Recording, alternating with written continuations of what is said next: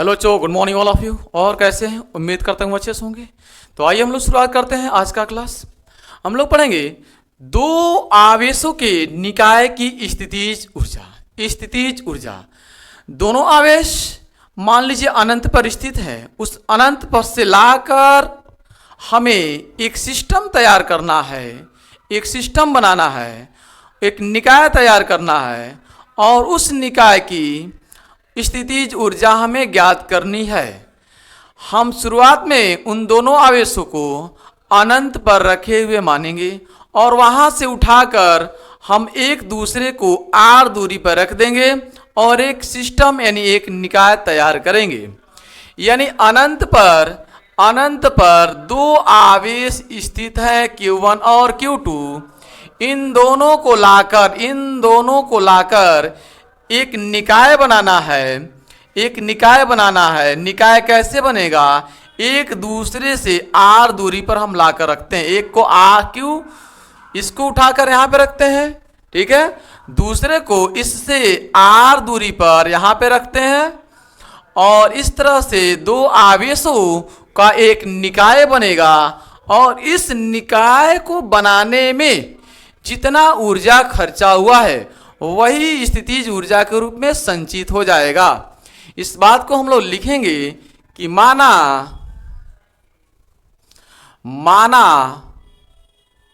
ठीक है, अनंत पर रखे दो बिंदु आवेशों को लाकर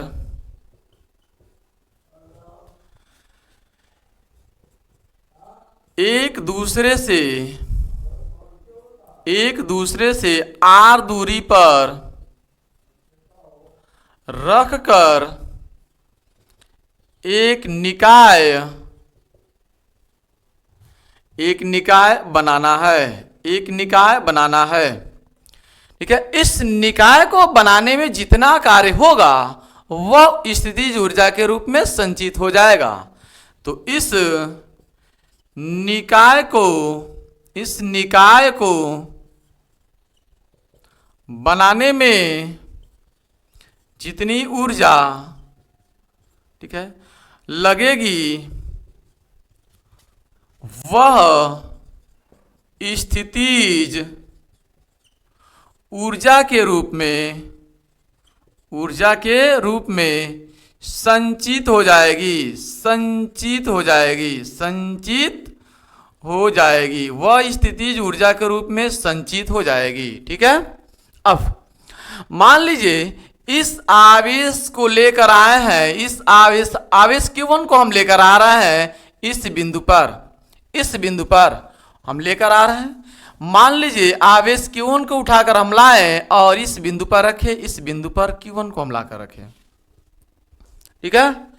तो किया गया कार्य कितना होगा? हमें पता है कि विभव बराबर होता है V बराबर होता है W बाह्य अपान में Q0। ठीक है। तो यहां से कार्य कितना हो जाएगा? कार्य हो जाएगा W बाह्य बराबर V इंटू Q0। यानी उस बिंदु का विभव जिस बिंदु पर हम आवेश को लेकर आ रहे हैं और गुणा उस आवेश का, जिस आवेश को हम लेकर आ रहे हैं उसका गुणनफल उस बिंदु पर किया गया कार्य होगा। किया गया कार्य कितना होगा? तो जिस बिंदु पर हम लेकर आ रहे हैं उस बिंदु का विभव और जिस आवेश को ला रहे हैं उस आवेश का उसमें गुणनफल, उन दोनों का ये गुणनफल कहलाएगा उस किया गया कार्य। तो किया गया कार्य कितना होगा? ठीक है। तो किया गया कार्य किसको? कार्य यानी आवेश Q1 को लाने में किया गया कार्य कितना होगा? W1 बराबर हो जाएगा विभव, उस बिंदु का विभव जिस पर हम चाहते हैं, यहां पर उस बिंदु का विभव, ठीक है, जहां पर हम आवेश को लेकर आए हैं। यानी इस बिंदु का विभव, मान लीजिए बिंदु ए है, ठीक है, मान लीजिए बिंदु ए है, तो बिंदु ए का विभव, बिंदु ए का विभव गुणे में लाया गया आवेश, ठीक है, लाया गया आवेश, कौन आवेश, Q1, Q1 को ला रहे हैं तो गुणा में Q1, गुणा में Q1 लाया गया आवेश, यानी किसको ला रहे हैं, Q1 को, तो गुणा में Q1। बिंदु ए का विभव, बिंदु ए पर विभव कितना होगा, विभव ए पर, बिंदु ए पर विभव कितना होगा, तो पहले से कोई आवेश है ही नहीं है, तो कोई विभव उत्पन्न करने वाला है ही नहीं है, तो विभव उत्पन्न होगा ही नहीं। जाहिर सी बात है, जब कोई सोर्स आवेश पहले से होता है, पहले से मौजूद होता है, तो वह विद्युत क्षेत्र बनाता है और उस विद्युत क्षेत्र के अंदर अलग अलग बिंदुओं पर अलग अलग विभव हो रहा है, क्योंकि वह आवेश विद्युत क्षेत्र उत्पन्न करेगा, विभव उत्पन्न करेगा, ठीक है।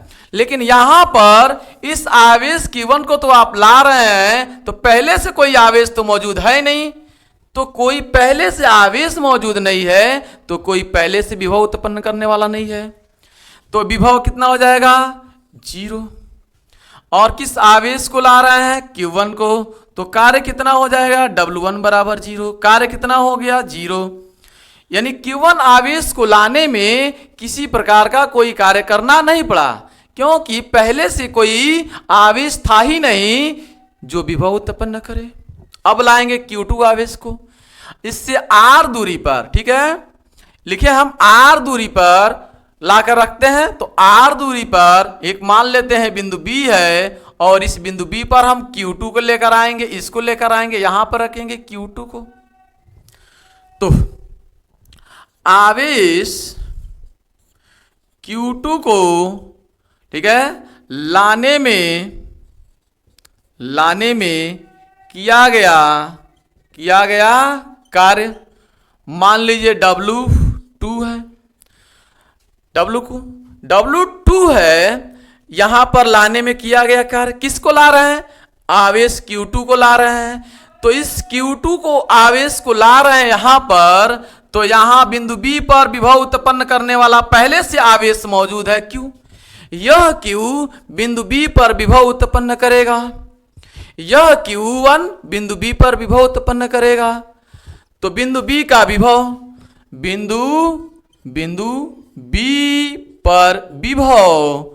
B पर विभव गुणे में लाया गया आवेश, किस आवेश को लेकर आकर रखें, लाया गया आवेश कौन है, Q2 है, Q2 को लेकर आए हैं, लाया गया आवेश कौन है, Q2 है, तो W2 बराबर बिंदु B पर विभव कौन उत्पन्न कर रहा है, बिंदु B पर विभव उत्पन्न कर रहा है Q1, तो Q1 के कारण विभव हो रहा है, यहाँ पे Q1 के कारण विभव उत्पन्न हो रहा है, ठीक है, बिंदु B पर विभव उत्पन्न होगा Q1 के कारण कितना विभव उत्पन्न होगा यहाँ पर, तो ये R दूरी पर बिंदु आवेश के कारण विभव जानते हैं, कोई आवेश है, इस आवेश से R दूरी पर यहाँ पे विभव कितना होता है, आप कहते हैं KQ बाई R।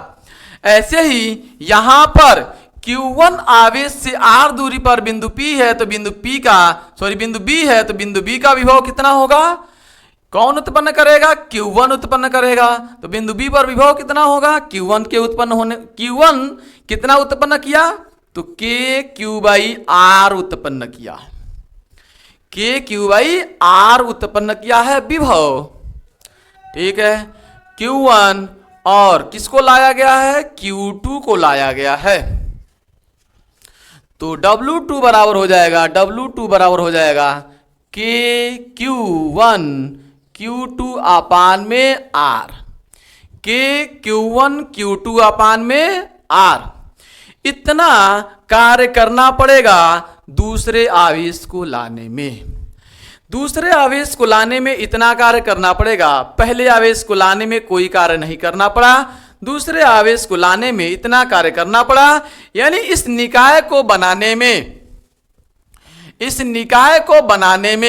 निकाय को बनाने में हमें टोटल कार्य कितना करना पड़ा, W1 प्लस W2, तो इस निकाय को बनाने में टोटल हमें कार्य जितना करना पड़ा वह कितना करना पड़ा, W1 प्लस W2।